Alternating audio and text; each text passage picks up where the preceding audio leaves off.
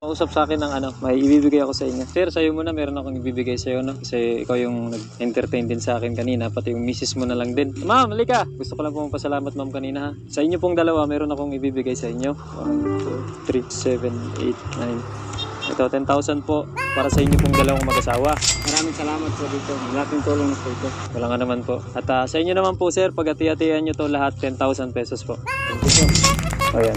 Tulong ito. O, totoo yan. Wala pong iskam yan. Baka mamaya. So, sir, sa inyo, ano po yung gagawin nyo dito sa, ano po ito? Ito sir, pang tapos ito na ito ng bahay. Bahay. May pinapagawa po kayong... Oo, konti lang. Lipatan na naman. May ano kasi kami. buntis po. May baby. Kailangan naman po ipunan eh. Opo. Tama po yan. Tapos sa inyo, sir, pang bigas-bigas lang po, no? Yung kahit pa paano. Wala to sir. Saka na kahit pa paano. Maraming salamat. Ano po yung parang pinakamahirap sa pagtutubo? Panahon natin sir, bagyo, mataas ang init.